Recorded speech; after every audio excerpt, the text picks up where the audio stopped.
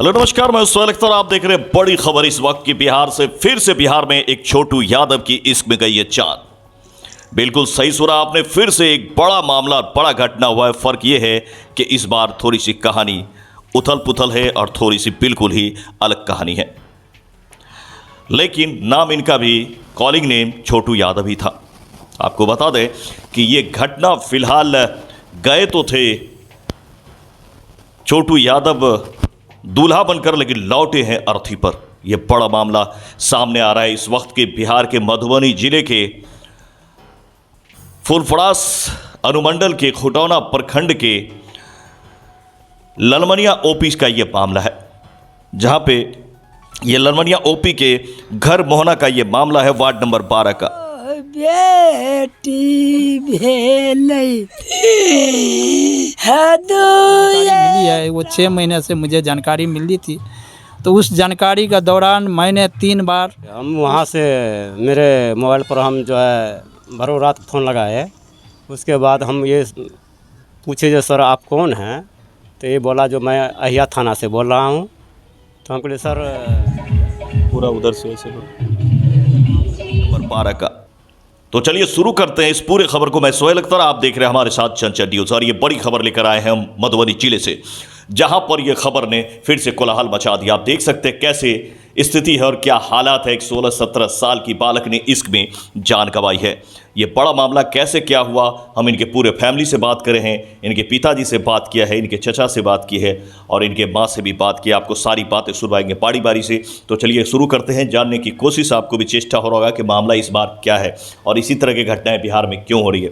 और ये खबर है तो हमारा दिखाना काम है, इसीलिए इस खबर को फिर से हम लेकर आए हैं। ये खबर आपको बता दें कि लोखा के करीब का है, ये ललमनिया थाना का है और ये घर मोहना का है। यहाँ पर अचानक 9:30-10 बजे के करीब में शुक्रवार के रात को एक कॉल आती है इस परिवार में। यादव था लड़का का, उर्फ छोटू के नाम से गांव में जाने जाते थे। शिव कुमार जी का ये लड़का था। यहाँ पर 9:30 बजे रात में इनको एक कॉल आती है मुजफ्फरपुर से, जहाँ से ये कॉल आती है कि आपका ये कोई है रिश्तेदार। तो इधर से पता इन्होंने कहा कि हाँ है। तो बोला कि इन्होंने आत्महत्या कर ली है या फिर लटकी हुई लाश मिली है, आप लोग जल्दी यहाँ आ जाएं। जैसे इस बात की खबर मिली, ये लोग अपने थाना पे ललमनिया गए, वहाँ पर बात किया। वहाँ पर बात करने के बाद उनको पता चला कि हमें कोई ख़बर नहीं आई है। वहाँ से फिर कॉल लगाई गई, किसी तरह की बात नहीं हो पाई। ये लोग पूरे रात सोचते रह गए कि आखिर क्या मामला है, कोई ठग रहा है या कुछ इस तरह की बात है। फिर सुबह होते ही फिर से कॉल आया कि हमने आपको कॉल किया था, आप नहीं आए। मुजफ्फरपुर के एक थाने से ये कॉल आई थी। उस थाने में फिर से हम वहाँ से मेरे मोबाइल पर हम जो है भरो रात फ़ोन लगाए। उसके बाद हम ये पूछे जो सर आप कौन हैं, तो ये बोला जो मैं अहिया थाना से बोल रहा हूँ। तो हम बोले सर आप अहिया थाना से बोल रहे हैं, क्या बात हुआ है? तो कल के रामनारायण यादव नाम का जो लड़का है वो डेथ कर चुका है, उसका जो फांसी लटकर मर गया है। तो हम बोले सर उसको तो हम साबित करेंगे ना। या आप लोग गए थे तब तक लाश उतार लिया गया था? जी, वो तो वहाँ से हम जो पता चला ना, तो हम लोग जब वहाँ पर गए तब तक जो है वो लाश को जो है वो उतार करके जो है अपना जो है पोस्टमार्टम के लिए मैंने भेज दिया गया था। उसके बाद हम वहाँ पहुँचे तो बोले हम सर बिना गार्जियन का ही भेज दिया था? वही हम, वो बोला जो नहीं आप लोग नहीं आइएगा तो हम पोस्टमार्टम के लिए भेज देंगे। हम कहे सर मैंने पहले हम इसको पता लगाते हैं, उसके बाद ना वहाँ पहुँचेंगे। थाना पर गए, उस बोले हम वहाँ पर जो बड़ा बाबू से आप बात कीजिए। बड़ा बाबू मैंने उसे फ़ोन किया, लेकिन एक भी बार नहीं उठाया। तब मैंने हम लोग मैंने ये विचार किए, तब ये फ़ोन किया जब फिर आप लोग आ जाइए बॉडी लेकर, नहीं तो हम उसको लावारिस घोषित कर देंगे। तब हम लोग यहाँ पर पहुँचे, तो थाना पर पहुँचे। थाना पर बड़ा बाबू से पूछे कि सर ऐसी ऐसी बात है, यहाँ का जो है घर मोहना गाँव का जो है रामनारायण यादव नाम का लड़का है। तो ये इसमें से बहुत माने स्टाफ थे। बोला जो हमको लोग पता नहीं है कि जिस नंबर से आपको फ़ोन किया है आप माने उसी नंबर पर फ़ोन कीजिए, हाँ आप उनसे बात कीजिए। मैंने वहीं पर लगाया तो हमको अंदर बुलवाया और वहाँ हम कहे सर ऐसी सी बात है, जो मेरा जो है लड़का का जो है ये आप माने फ़ोन किए थे वो हम कहाँ पर है हमको बताइए। तो ये बोल दिया जो माने पोस्टमार्टम के लिए हम भेज दिए हैं, वहाँ पर जाइए रुका हुआ है। तब हम वहाँ से जो चले तब तक जो है वो हमको एक ठो नंबर दिया, उस नंबर पर हमको इंस्पेक्टर साहब से बात हुआ। तो इंस्पेक्टर साहब से हम बात किए उनसे, ये बोला ठीक है आप सराहत दीजिए, हाँ लिखाइए माने क्या बात है। हमको बोले सर ऐसी ऐसी बात है, 10-15 रोज़ पहले पता चला हम लोगों का जो मुजफ्फरपुर में जो है। सारी बात बताया आप। हाँ तब हम सारी बात बताए जो मुजफ्फर। आप लोग गए तब हुआ पोस्टमार्टम या पहले हो गया? नहीं पोस्टमार्टम तो नहीं हुआ था, इंतज़ार में था। डेथ बॉडी को जो है दिखाया कि ये वास्तव में ये है या कि नहीं। तब जो है वहाँ कागजात लिखा इंस्पेक्टर, उस पर हम लोग साइन किए जी, साइन किए। उसके बाद हम लोग प्रोसेस में लग गए। तब तक हम थाना पर जो गए थे, हम उनसे पूछे सर ये लड़की कहाँ है? आप तो बोले थे जो वहाँ से इस लड़का का जो शव जो है लटका हुआ शव को हम जो है उतार लिए हैं और लड़की जो है उसी गेट पर जो है खड़ा था। तो हम जो है दोनों को मान जो है ला करके रखे हैं। लेकिन वहाँ जाने के बाद उससे फिर हम दोबारा पूछते हैं सर हम लड़की कहाँ है? तो ये बोला जो लड़की तो फरार है। तो हम कहे सर मैंने आप बोले थे जो मन लड़की है तो आपका अभी कर रहे हैं फरार थे, इसके मतलब है सर मैं घुसा पिटी हुआ है सर। ये बोला जो नहीं आप विशेष बात बोलिएगा तो हम जो आपको जो है आपको ही फंसा देंगे। इतना ही बात कह करके हम लोग जो पोस्टमार्टम जो प्रक्रिया होता है सब करवा करके हम लोग चले आए। जहाँ कांड हुआ था वहाँ तक हम भी अभी तक नहीं पहुँचे हैं। हम ये लोग इंतज़ार में हैं, वहाँ पहुँचेंगे क्या ज़्यादा वहाँ का लेंगे। क्या नाम है आपका? मेरा नाम रामप्रीत यादव है। कौन लेंगे आप? लड़का का चाचा। लोगों ने जो है बात करी। जब फिर से कॉल आया तो इन लोगों का कान खड़ा हुआ। उसके बाद कुछ लोग वहाँ गए, वहाँ जाने के बाद देखा कि पोस्टमार्टम के लिए लाश रखी हुई है। शिनाख्त करा, इन्होंने कहा जी हाँ ये मेरी ही लाश है। और उसके बाद लाश को वहाँ से पोस्टमार्टम करा कर लाया गया। काफ़ी परेशानी भी हुई। पोस्टमार्टम हुआ और लाश आया घर आने के बाद माहौल ही कुछ और था। अब आप कहेंगे इसमें कहानी क्या है, तो मैं बता दूं कि छोटू अपने घर से 2-3 घर हट के अपने ही गांव में एक लड़की से प्यार कर बैठा। और प्यार भी इतना तगड़ा कि पूछिए मत। उम्र मात्र 16 से 17 साल जैसे इनके परिजन बता रहे। 2006 की इनकी बर्थ ऑफ डेथ दिखाई जा रही है, जैसे आधार कार्ड में देखा है। फिलहाल इसकी उम्र क्या है ये सरकार इसकी पता करे। ये पता करना तो पुलिस का काम है। हमें जो बताया गया वो मैं आपको बता रहा हूँ। 16-17 साल का ये लड़का इस लड़की से प्यार कर बैठा। कई बार इसके लिए गार्जियंस को भी बात आई, दोनों गार्जियंस के बीच में बात आई। कई बार बैठक हुई गांव में, कई बार सुलझाने की कोशिश हुई। इनके पिताजी एक ही बात पे अड़े हुए थे कि अभी हमारे बेटा का उम्र नहीं है, हम इसकी शादी कैसे कर दें। फिलहाल इसी बात को लेकर कई बार अपने बेटा को तो कई बार उस गार्जियन को, सामने वाले के भी गार्जियन को उन्होंने शिकायत करा कि आप अपने बेटी को भी समझाइए, हम अपने बेटा को समझाते हैं और इस बात को कहीं ना कहीं ख़त्म करिए। लेकिन इसका बुखार इतना चढ़ा हुआ था कि अपने माँ बाप सबसे बगावत करके आखिरकार छोटू जो है यहाँ से घर पे बोल के ये गया कि मैं जा रहा हूँ। तो मैं आपको बता दूं कि इन लोगों को 29 के रात में यानी शुक्रवार के रात में 9 साढ़े 9 बजे करीब ये मुजफ्फरपुर के पुलिस के द्वारा फ़ोन आता है कि आपके पुत्र ने आत्महत्या कर लिया है या फिर उसका मर्डर हो गया है। जैसे ही परिवार को इस बात की खबर लगी, परिवार सन्न रह गया, क्योंकि इनके लड़का को इस गांव से जब ले जाया गया था, या ये कह सकते हैं कि जब यहाँ से भाग के गया था तो दूल्हा बनकर गया था, और जब वहाँ से आया तो अर्थी पे आया है। ये बड़ा मामला यहाँ पे फिर से बिहार में हुआ। ये उनके परिजनों से हम मिलते हैं, उनके दर्द और क्या थी पूरी कहानी, क्या कैसे हुआ है, उनके पिताजी से हम आपको बात करवाते हैं। आपको बात पता चल जाएगा कि इनके साथ क्या हुआ है। कुमार यादव। क्या हुआ आपके घर में? मेरे लड़का 29/10 जून में 10 तारीख मेरे घर से बोला कि पिताजी मैं बाहर जा रहा हूँ। मैंने बोला कि बेटा कहाँ जा रहे हो? तो बम्बई जा रहा हूँ। मैंने कहा ठीक है, जाना चाहते हो तो जा सकते हो। मैंने उसके किराया दे करके अपने बेटा को बड़े बेटा के साथ करके अंधरा ठाड़ी तक मैं छोड़ आया, मेरा बेटा छोड़ आया। मेरा बेटा वहाँ से बस पकड़ा और निकल गया। क्या नाम था उसका? सत्यनारायण यादव। उसका सत्यनारायण यादव ने गया था देने के लिए, और मेरे जो बेटा जा रहा था उस बेटा का नाम राम नारायण है। कितना भाई बहन? 2 भाई है। अच्छा, बहन? बहन 4 है। सबसे छोटा था? सबसे छोटा भाई है। अच्छा, तो उनको छोड़ने गया था उनका भाई? हाँ, उनके भाई छोड़ने के लिए गया था और उसको बस पर बैठा करके वो वापस घर को आ गया। मेरा बेटा को अब पता नहीं कहाँ से अपहरण किया गया या क्या किया गया, कैसे किया, इस चीज़ को हमें मालूम नहीं। हमारा बेटा कहाँ रखा गया, नहीं रह गया। 3 दिन के बाद लड़की ने यहाँ से गायब हुई है।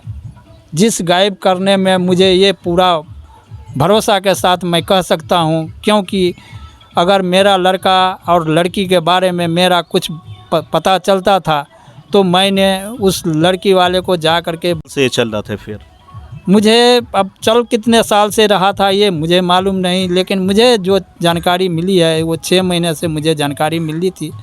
तो उस जानकारी का दौरान मैंने 3 बार उस परिवार वाले को जा कर के मैंने अपने तरफ से ये बोला कि आप अपना लड़की को थोड़ा समझाइए बुझाइए, इस ढंग से ना करे, हमारा लड़का अभी शादी लायक नहीं है, इस ढंग से ना करे। आप अपने लड़के को नहीं समझा रहे? मैं खुद समझा करके उसके परिवार को भी मैं जा कर के समझाता था।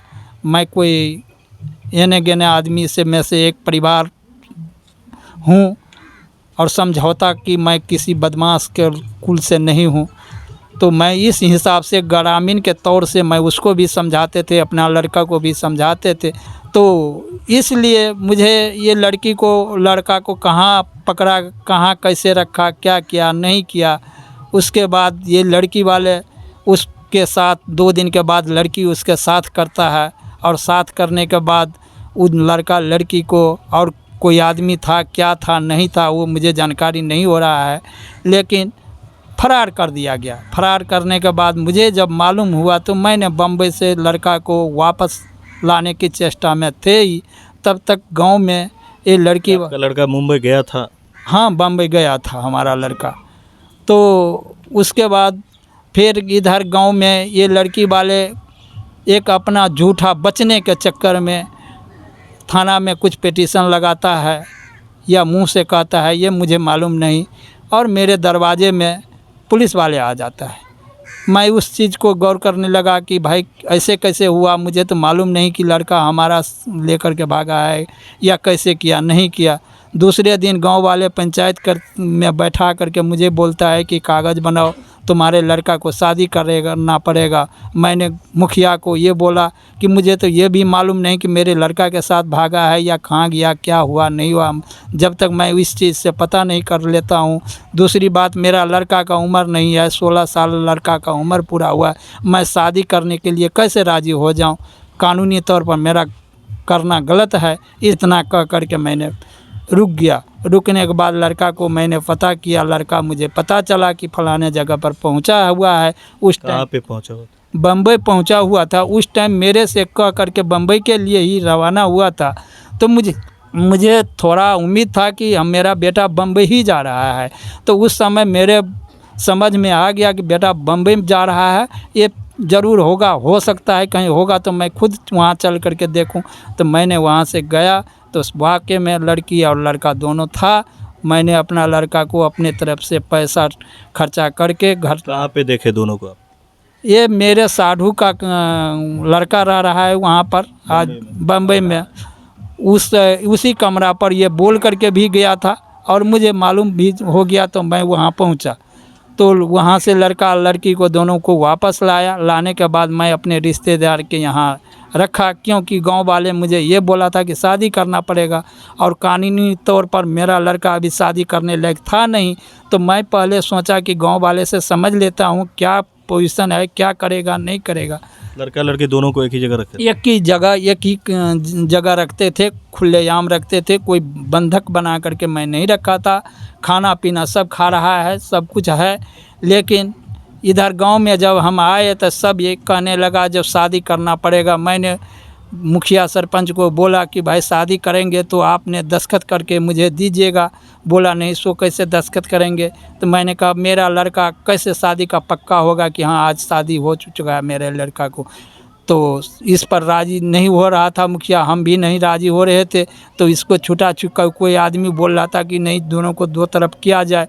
इतना समझौता कर ही रहे थे। तब तक मेरे उसका दादी ने मेरे लड़का का किस ढंग से कॉल हुआ, क्या हुआ, वो जानकारी नहीं। मेरे फ़ोन में जब मैं लड़का को फ़ोन छीना, तो उसमें कुछ रिकॉर्डिंग मुझे सुनाई दिया कि उसके दादी से बात हुआ है और उसके दादी ने खुद लड़का लड़की को दोनों को वहाँ से फरार कर दिया। अब मुझे बीच में जानकारी नहीं हुआ कि लड़का लड़की कहाँ पर है। इतने में दूसरे दिन मुझे गांव से पता लगता है कि लड़का को शादी कर दिया गया। ये शादी कहाँ पे हुई? अब ये चीज़ भी हमें मालूम नहीं है कि शादी कहाँ हुआ, लेकिन कोई आदमी बोल रहा था कि मदनेसर एक महादेव मंठ है, वहाँ पर जा कर के शादी हुआ है। लड़का को लड़की को बियौती कपड़ा भी हम देखे हैं कि पहनाया गया है।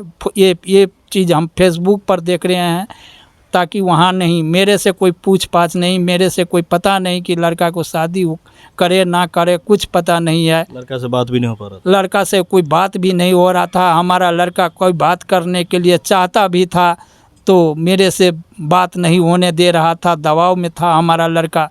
वो दब गया और दबने के बाद ये लड़का लड़की को कहाँ बंधक बना करके रखा गया, क्या किया नहीं किया। जिस साजिश में लड़की की दादी सीता देवी और पिता लड़की का अरुण पाल और माँ रानी देवी और उसका सब आदमी का मेन डायरेक्टर राजेंद्र साव पक्का यकीन है कि साजिश के तहत मेरा बेटा मारा गया है।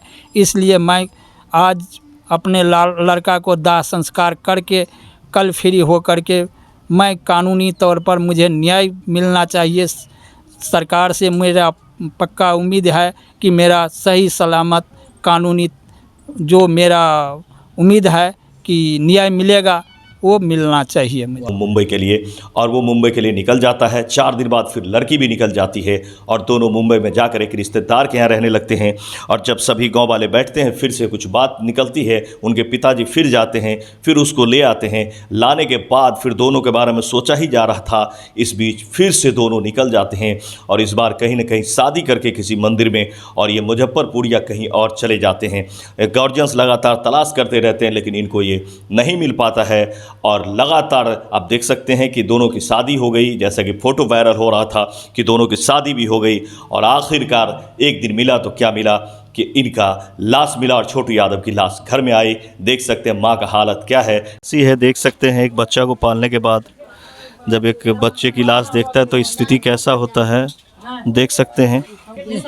हमारा साफ चाहिए, हमरा तो एगो चाहिए। हमरा बेटा बदला बेटा दऽ देतै हम ते बाबू। हमरा 4 गो बेटी भेलै, दुएटा जे बेटा छलै, सो बेटा के हरण के लिए। देख सकते हैं क्या हालात है। आप उनके बहन हैं? हाँ। क्या नाम है आप? रेखा देवी। आप लोग को पहले से पता था इसे? नहीं, हम लोग को पता नहीं है, लेकिन मेरा भाई को तो मार दिए हैं, अपहरण कर कर वो बुद्धि मार लिए हैं पहले, तब मेरा भाई को मार दिए हैं। छोट भाई था, जेठ मैं हूँ, हमारे से छोट 3 बहन है, एक भाई 2 भाई हैं, तो एक भाई तो मरे गए हैं, एक भाई बचा हुआ है। इससे हमको कुछ नहीं चाहिए सर, हमको निसाफ चाहिए, निसाफ चाहिए हम लोग को, और कुछ नहीं हमको चाहिए।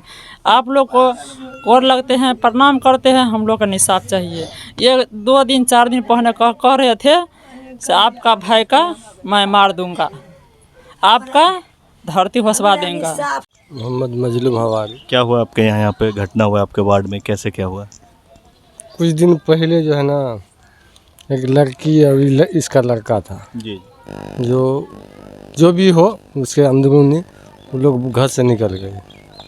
तो कुछ दिन के बाद पता लगा कि ये लोग चंडीगढ़ में थे। ये लोग वहाँ से लाए, यहाँ पंचायती से उसको हल करना चाहा, लेकिन यहाँ गांव के पॉलिटिक्स की वजह से फरियाया नहीं फरिया पाया। लेकिन ये लड़का लड़की जो है फिर से शादी करके निकल गया। वहाँ मुजफ्फरपुर में रह रहा था, तो अचानक ये सुने हैं कि उनको क्या पता नहीं कैसे क्या हुआ क्या नहीं, फंसरी लटका घर में मिला।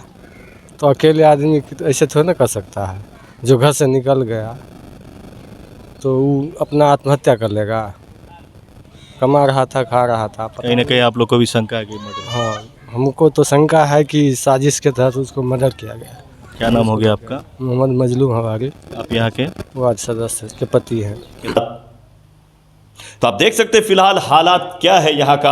और छोटू यादव के घर का हमने मुआयना किया, यहाँ के वार्ड मेंबर से भी हमने बात की, आपको आप सुनवाया भी।